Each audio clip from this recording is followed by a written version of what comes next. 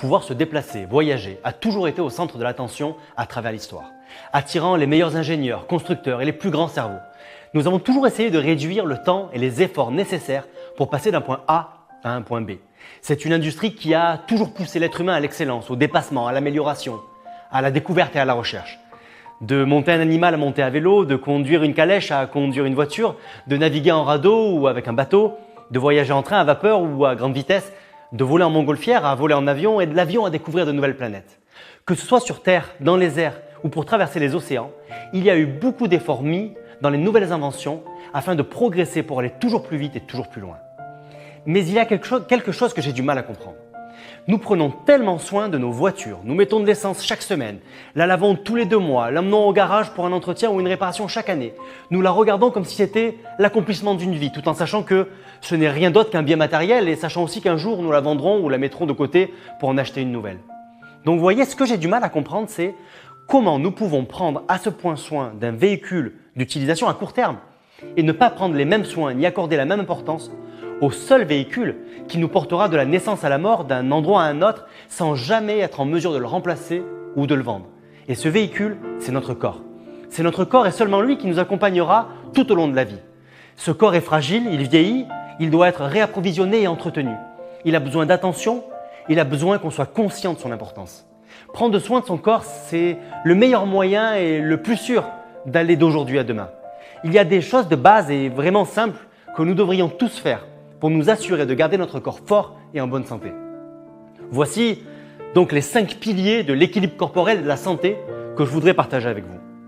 En 1, nous avons besoin de dormir, 7 à 8 heures par jour. Le repos nous permet de nous régénérer, de remplir à nouveau notre jauge d'énergie. Nous avons besoin de boire de l'eau, au moins 2 litres par jour. Rappelez-vous que 70% du corps humain est fait d'eau et que nous ne pouvons pas vivre sans elle. Nous devons manger bien sûr, mais seulement ce dont notre corps a besoin. Ce qui d'ailleurs n'est pas toujours ce dont nous avons envie.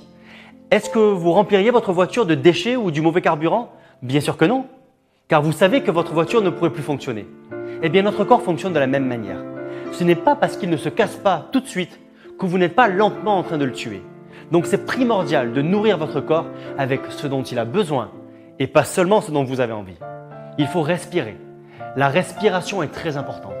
En respirant, nous répandons l'oxygène dans tout notre corps. Et cet oxygène est ce qui nourrit le cerveau, le cœur, les cellules musculaires, ainsi que tous les autres organes internes. Soit dit en passant, si vous voulez un secret sur la façon de ralentir le temps, de quasiment pouvoir le mettre en pause, essayez de respirer plus lentement et plus longtemps. Et prenez le temps quand vous respirez de regarder autour de vous.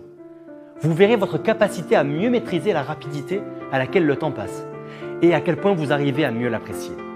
Enfin, nous devons avoir une activité physique. Ne pas faire d'exercice serait comme garder votre voiture dans le garage, sans jamais la faire tourner.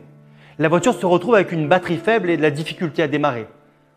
Faire une activité physique n'est pas seulement un enjeu de santé, mais cela nous donne également de l'énergie. Et on ne peut créer de l'énergie que par de la mise en mouvement. Vous verrez à quel point vous serez étonné de voir que plus vous faites de sport, et mieux vous allez vous sentir, mais également plus vous allez aimer ça. En abordant d'ailleurs ce sujet, il est aussi important d'avoir une pensée spéciale pour tous ceux qui vivent dans un pays de famine, dans les pays où l'eau est si difficile à trouver qu'elle est plus précieuse que l'or, ou des pays si pollués que l'air ambiant est plus proche d'être destructeur que d'être un bienfait. D'ailleurs, ça devrait être une raison supplémentaire pour ceux qui ont la chance de ne pas manquer de tout cela, de considérer ou même de reconsidérer l'importance de respecter et de prendre soin de notre corps. Car il n'est pas seulement un véhicule, il est aussi un abri, une protection et le gardien de notre âme et de notre esprit. Il suffit de prendre soin de votre corps et vous verrez comment votre corps prendra soin de vous. Soyez conscient, soyez confiant, vous êtes l'architecte de votre vie.